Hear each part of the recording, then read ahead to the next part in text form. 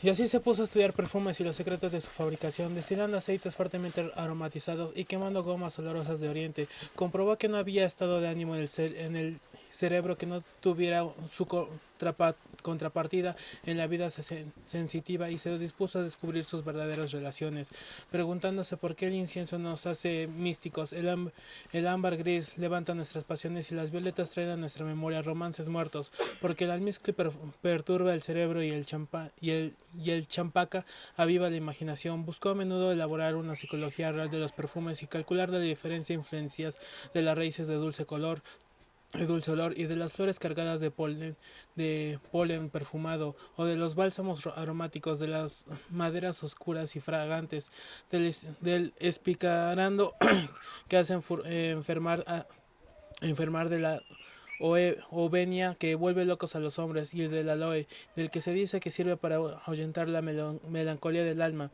Otras veces dedicada toda su devolución a la música y en una larga habitación enrejada, con techo de bermellón y oro y paredes lacadas verde oliva, solía dar curiosos conciertos en los que gitanos enloquecidos arrancaban su música salvaje de sus pequeñas citaras.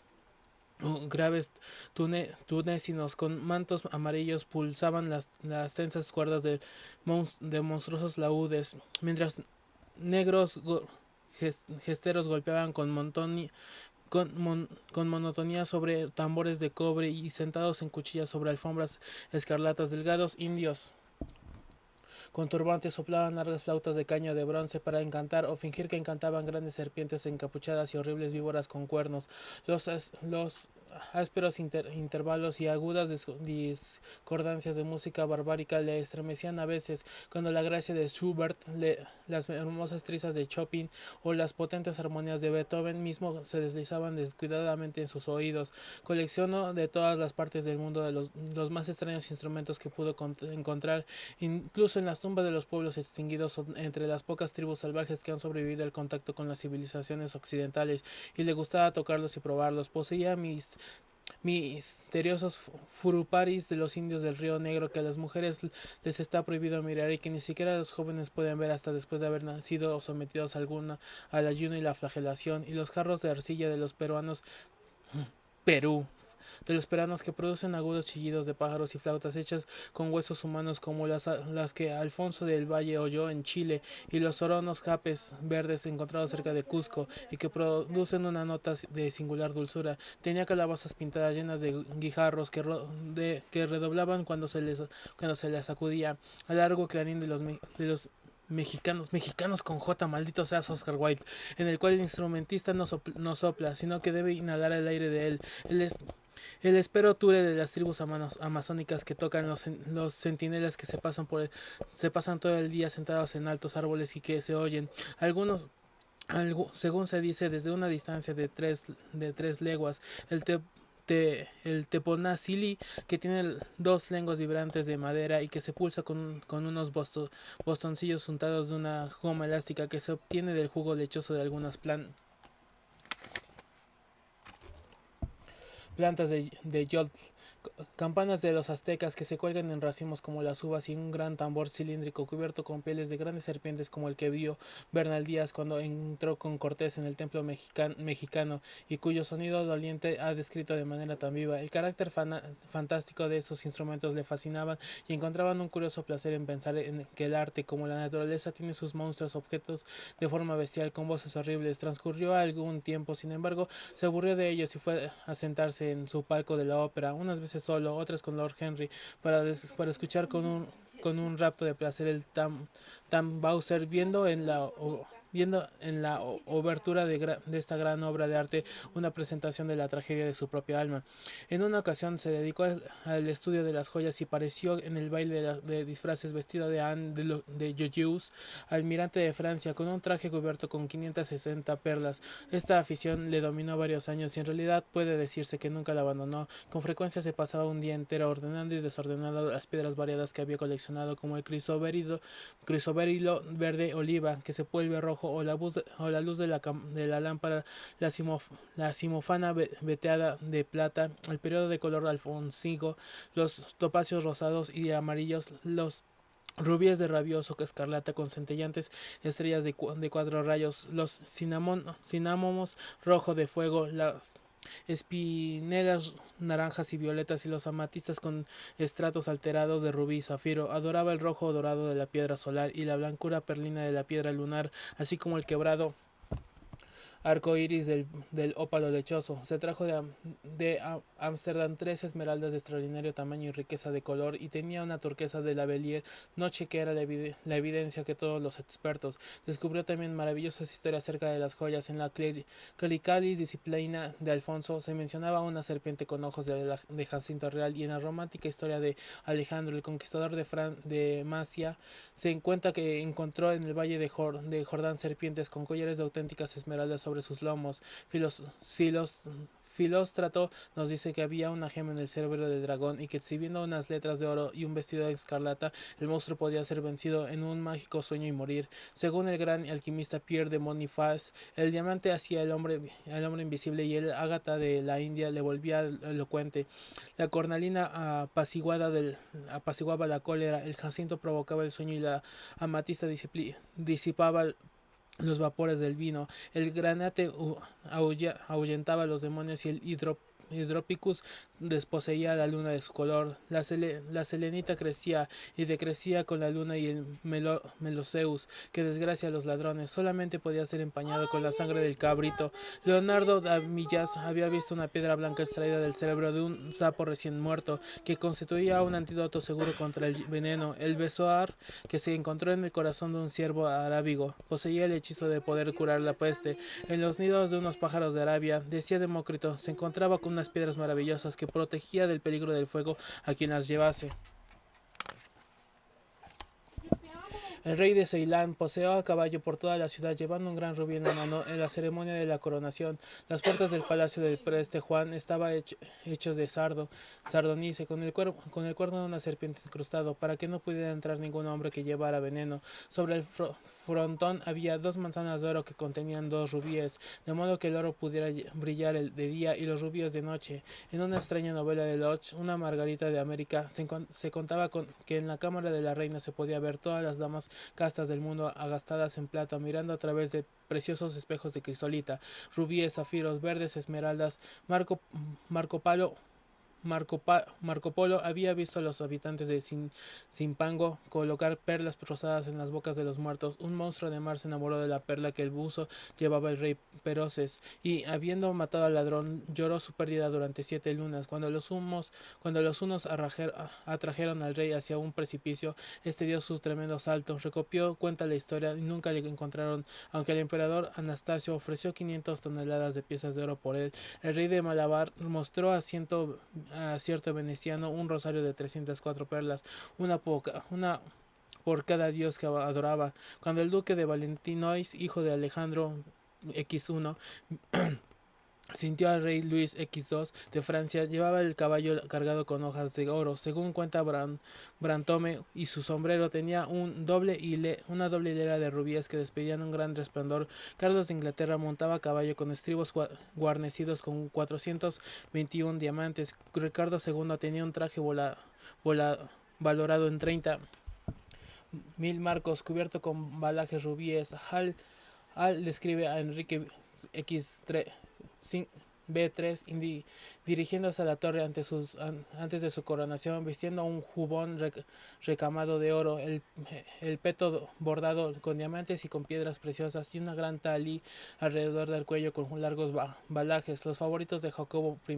llevaban pendientes de esmeraldas engarzados en filigranas de oro. Eduardo II dio a Piers Gaveston una serie de armaduras de oro rojizado tachonadas de jacintos, un collar de rosas de oro con turquesas engastadas, y un yelmo sembrado de perlas. Enrique II llevaba guantes enjollados que le llegaban hasta el codo, y tenía un guante halconero al que iba concidos dos rubíes y 52 grandes perlas. El sombrero dulce de Carlos el Temerario, último duque de Borgoña, de su estirpe mostraba colgantes de perlas en forma de pera y estaban tachonados de zafiros.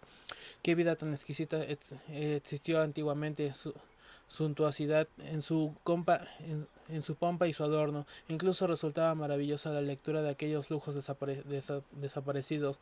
Después dedicó su atención a los bordados y a los tapices que reemplazaban a los frescos en los fríos salones de los países del norte de Europa, cuando investigaba sobre el tema, y siempre tuvo una extraordinaria facultad para absorberse por completo durante el tiempo que le durara la afición. Se sentía casi entristecido por el reflejo de la ruina del tiempo. Llevaba las cosas bellas y maravillosas. Él, en todo caso, había acabado de ella. Los veranos sucedían a los veranos y los juncos amarillos florecieron y murieron muchas veces, y noches de horror repetían su historia de vergüenza, pero él no cambiaba nunca. Ningún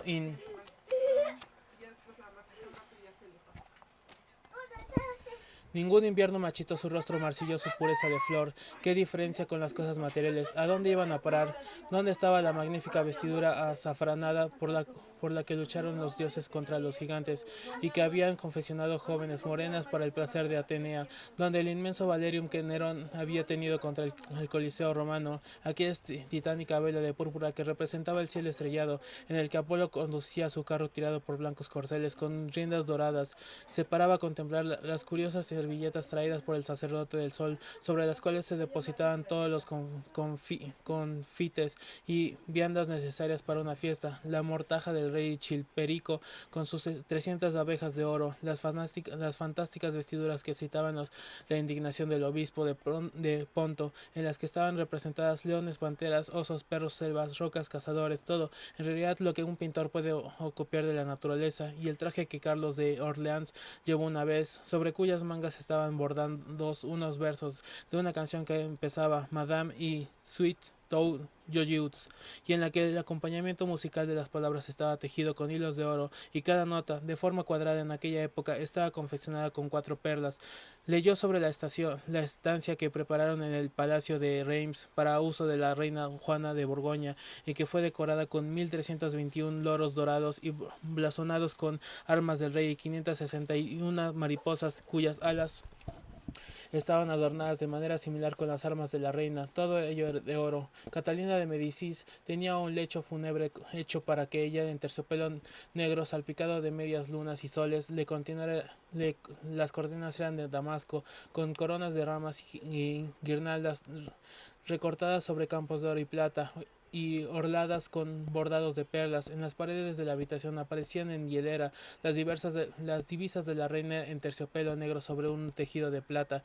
Luis X y XB tenía en su cámara unas cariátides bordadas en oro de unos 15 pies de altura. El lecho portátil de Sobieski, el rey de Polonia, estaba hecho de brocado de oro de Esmirna y bordados con turquesas. Tenía los versos de Corán. Sus soportes eran de plata sobre dorada, bellamente cincelados y profusamente adornados con medallones esmeltados y de pedreiras. Fue arrebatado del campamento turco frente a Viena. El estandarte de Maloma flameó bajo los trúmulos dorados de su dosel, y así durante todo un año se afanó en acumular los más exquisitos ejemplares que pudo encontrar de trabajos textiles y bordados, consiguiendo las delicadas muselinas de Lee, finalmente tejidas con palmas de oro y cosidas sobre los iridiscentes alas de escarabajos. Las gasas de Daca, que por su transparencia son conocidas en Oriente por aire tejido, agua corriente y rocío de la noche, lienzos con extrañas figuras de Java, colgadas duras chinas amarillas muy elaboradas, libros encuadernados en rosas oscuros o en sedas azul brillante, con estampaciones de flores de lis, pájaros y figuras, velos de sillas hechos en punta de Hungría, brocados cilicianos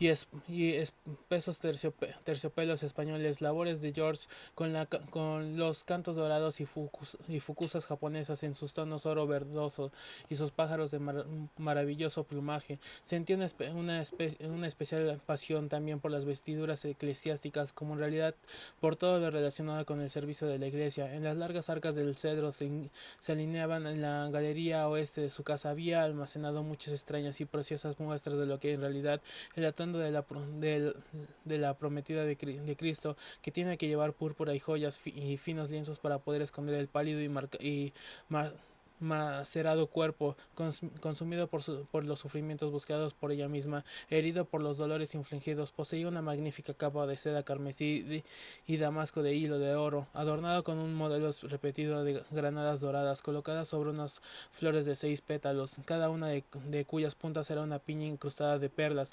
Las franjas se dividían en cuadros que representaban escenas de la vida de la Virgen, y en la capucha aparecía representada la coronación de la Virgen con sedas de colores. Era una labor italiana del siglo XB. Había otra capa de terciopelo verde, bordado con hojas de acanto, agrupadas en forma del corazón, de las que se abrían grandes capullos blancos de largo tallo. Los detalles de estos últimos estaban realzados con hilos de plata y cristales multicolores. En la capucha llevaba una cabeza de serafín bordada al realce con hilos de oro. Las orlas estaban tejidas con arabescos de seda roja y oro, estrelladas con medallones de santos y mártires, entre los cuales se encontraban San Sebastián, y también poseía casillas de seda color ámbar, de brocado de seda azul y oro, de seda adamascada y amarilla, y lienzos dorados con representaciones de la pasión y crucifixión de Cristo, y bordadas con leones y pavos reales y otros emblemas dalmáticos de raso blanco y de seda rosa de Damasco, decoradas con tulipanes, delfines y flores de lis, paños de altar de terciopelo carmesí y lino azul, y muchos corporales velos de cáliz y manípulos. Había algo en los místicos servicios para los que se utilizaban aquellas cosas que excitaban su imaginación, porque esos tesoros y todo lo que coleccionaba en su encantadora casa eran para él medios para olvidar, maneras por las cuales podía eludir por una temporada el temor que le parecía a veces demasiado fuerte para soportarlo. Sobre las paredes de la solitaria habitación cerrada donde pasara tanto tiempo de su adolescencia, había colgado con sus propias manos el terrible retrato cuyas facciones cambiantes le mostraban la verdadera degradación de su vida, y delante de él había colgado el sudario púrpura y oro a modo de cortina. Durante semanas no fue allí, queriendo olvidarse de la espantosa pintura, y volvió a su ligereza de ánimo, su, mara su maravillosa alegría, su apasionada absorción en la mera existencia. Luego, de pronto, alguna noche se deslizaba fuera de la casa, yéndose a los horribles lugares de Blue Gate Fields, donde permanecía día tras día hasta que le echaban a su vuelta. Se sentaba frente al retrato, y a veces aborreciéndose a sí mismo, pero lleno otras veces de ese orgullo individualista que es la mitad de la fascinación del pecado, sonriendo con secreto placer a aquella sombra deforme que tenía que llevar la carga, pues, que hubiera debido ser la suya.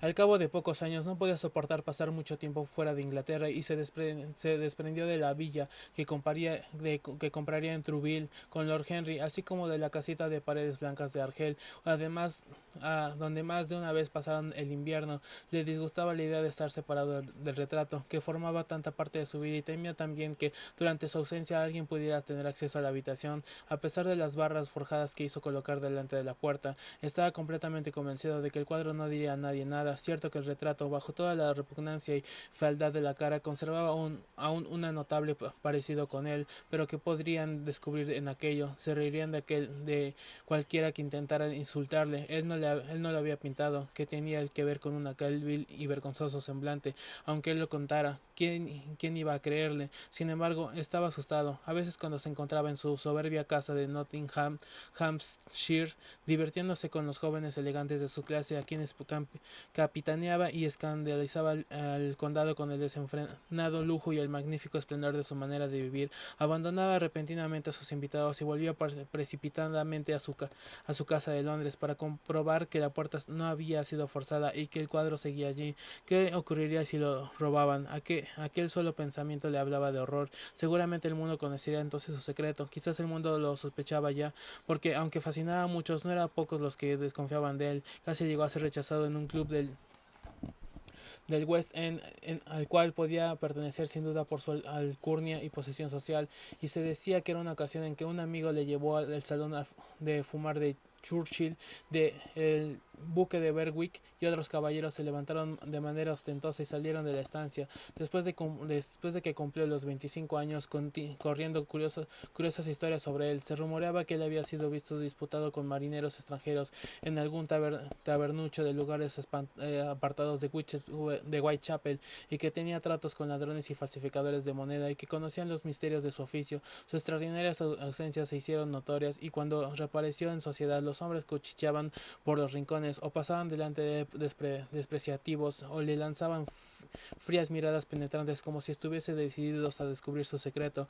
Por supuesto, ignoró tales insolencias y enojosos desaires, y en opiniones de la mayoría de la gente, sus francas y amables maneras encantaban sonrisa infantil y la infinita gracia de aquella maravillosa juventud que no parecía abandonarle nunca. Eran por sí mismas una respuesta suficiente a las culminas, así las llamaban, que circulaban sobre él. Se observó, sin embargo, que algunos de los que habían sido sus más íntimos amigos parecían rehuirle al cabo de cierto tiempo. Las mujeres que le habían adorado locamente y que por él se habían enfrentado contra toda censura social, desafiando los convencionalismos y palideciendo de vergüenza o de horror cuando Dorian Gray entraba en el salón. No obstante, aquellos escándalos que se murmuraban servían para incrementar a los ojos de muchos su extraño y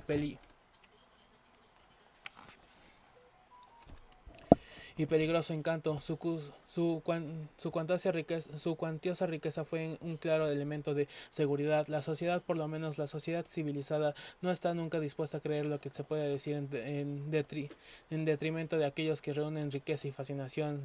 Siente instintivamente que las modales tienen más importancia que la moral, y en su opinión la más alta respetabilidad tiene mucho menos valor que la posesión de un buen cocinero. Y después de todo, resulta un consuelo muy pobre decir de un hombre que nos ha dado una mala comida o un vino sin clase, que es irreprochable en su vida privada. Ni siquiera las virtudes cardinales pueden compensar unas en tres, en medio enfriar, como dijo una vez Lord Henry durante una discusión sobre este tema, y seguramente hay mucho que decir sobre su punto de vista, porque los cánones de la buena sociedad son o debieran ser igual a los del arte.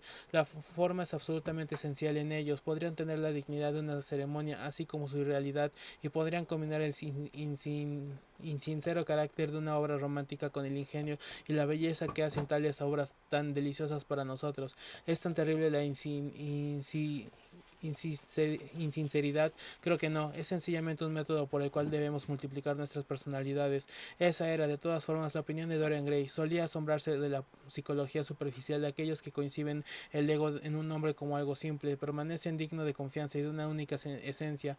Para él, el hombre era un ser con miradas de vidas y miradas de sensaciones, una compleja y multiforme criatura que llevaba en sí extrañas herencias de pensamientos y pasiones, cuya misma carne estaba infectada con las monstruosas enfermedades de la muerte. Gustaba de pasearse por la fría y desnuda galería de cuadros de su casa de campo y contemplar los diferentes retratos de aquellos cuya sangre corría por sus venas. Allí estaba Felipe Heriberto, descrito por Francis Osborne en sus memorias de los reinados de la reina Isabel y del rey Jacobo, con el que fue mirado por la corte por su bello rostro, que nos conservó mucho tiempo. Era la vida del joven Heriberto, el que llevaba a veces. Habría pasado algún extraño germen maligno de generación en generación hasta él. Sería alguna oscura vivencia en esa gracia perdida la que le hizo pronunciar tan repentinamente y casi sin causa en el estudio de Basil Hallward aquel loco deseo que había cambiado tanto su vida. Allí estaba en su jubón rojo bordado en oro, con con un manto enjollado,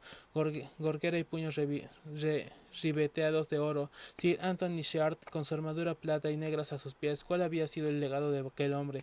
¿Le habrían dejado el amante de Giovanna de Nápoles alguna herencia de pecado y vergüenza? ¿No serían sus propios actos simples sueños de aquel hombre muerto? ¿No se había atrevido a realizar allí donde un lienzo descolorido sonría Lady Elizabeth de Berutz con su cofia de gasa, sus corpiño de perlas y sus mangas rosadas acuchilladas? Tenía una flor en su mano derecha y con la izquierda sostenía un collar esmaltado de blancas rosas de Damasco. Sobre una mesa, en su lado, se veía una mandolina y una manzana. Había hechas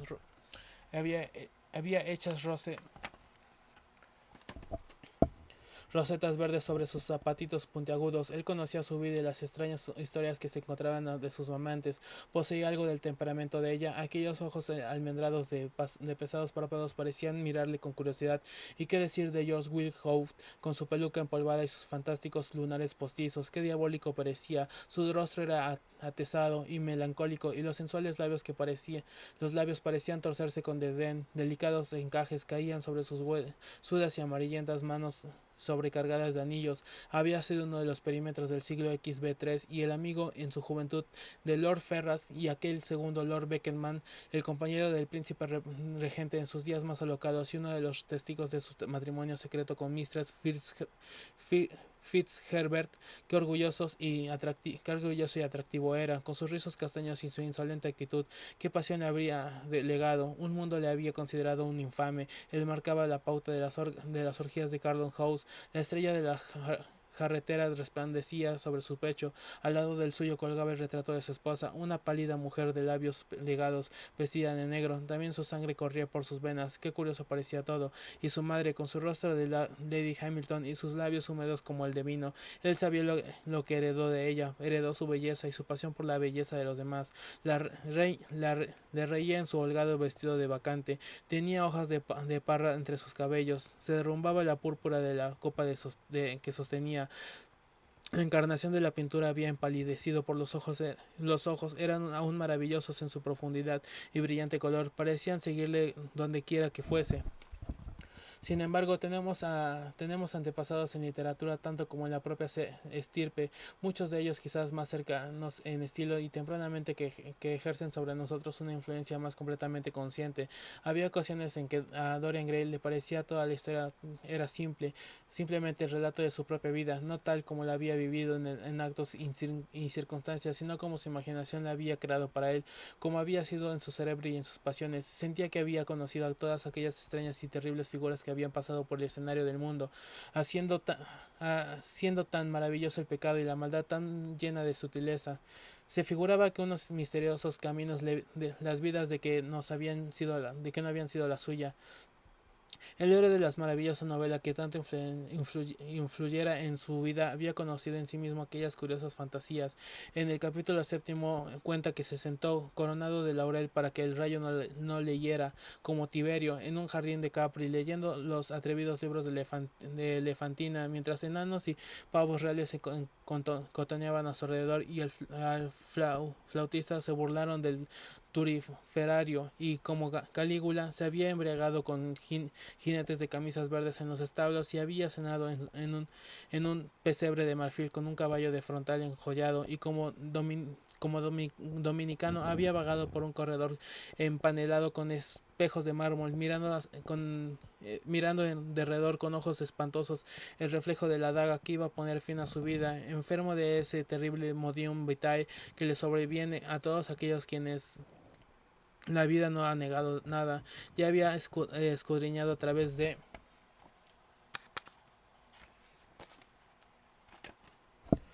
una clara esmeralda de carnicerías del circo, y después de una litera de perlas y de púrpura tirada por mulas enradas de plata, fue llevado por la vía de las granadas a la casa de oro y oyó gritar a los hombres a su paso. Nerón César, a pesar y como Heliogábalo, se había pintado la cara de colores e hilado en la roca entre las mujeres, y trajo la luna desde Cartago y se la dio al sol en místico matrimonio. Una y otra vez solía leer Dorian aquel fantástico capítulo, y los dos se le seguían, en los cuales, como era un curioso tapizo tapiz o en esmaltes hábilmente labrados, se declinaba las formas terribles y bellas de a quienes el vicio, la sangre y el tedio habían vuelto monstruosas o dementes. Filipo, duque de Milán, que asesinó a su esposa y pintó sus labios con veneno escarlata para que su amante absorbiera la muerte de la muerta, a la que había amado. Pietro Barbie, el veneciano conocido por Pablo II, que intentó en su vanidad asumir el título de Farmosus, y cuya tiara valorada en 200.000 florines fue fue conseguida el precio de un horrible pecado. Gian Maria Viscotti, que empleaba sabuesos para cazar hombres y cuyo cuerpo fue cubierto con rosas por una ramera que le había amado. Borgia en su blanco caballo con el fraticida cabalgando a su lado y su capa teñida con la sangre de Perote. Pietro Briario, el joven cardenal arzobispo de Florencia, hijo y favorito de Sixto IV, cuya belleza solo fue igualada por su libertinaje y que recibió el Leonor de Aragón en un pabellón de seda blanca y carmesí, lleno de ninfas y centauros, y pintó de oro una adolescente que le servía en las fiestas como Ganímedes o Hilas, Esilín, cuya melancolía solo podía curarse con el espectáculo de la muerte y que sentía pasión por la roja sangre como otros hombres la tenían por el rojo vino, el hilo del demonio como se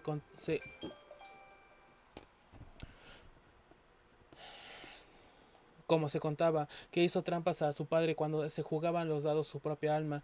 Gian Battista Cibo, que adoptó en broma el nombre de inocente y en cuyas impuras venas le fue inyectada por un doctor judío la sangre de 3 adolescentes. Segismundo Malatesta, el amante del Isota y señor Rimini, cuya efigie fue quemada en Roma como enemigos de Dios y de los hombres, estranguló a Policena con un pañuelo, dio veneno a Ginebra en una copa de esmeralda y levantó una iglesia pagana a Cristo en honor a una pasión vergonzosa.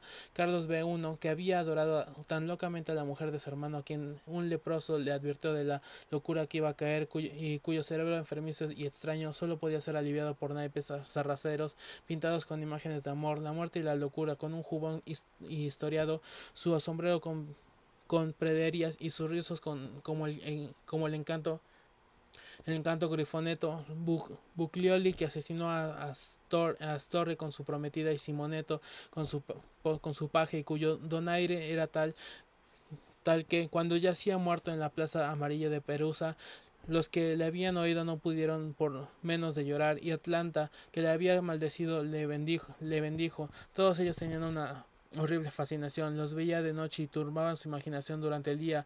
La época del Renacimiento conoció extrañas formas de envenenamiento, y el envenenamiento por un yelmo y por una antorcha encendida, por un guante bordado y por un abanico de predería. Por un poco de oro y por una cadena de ámbar, Dorian Gray había sido envenenado por un libro. Había momentos en que consideraba el mal simplemente como un medio a través del pudiera realizar su concepción de la belleza.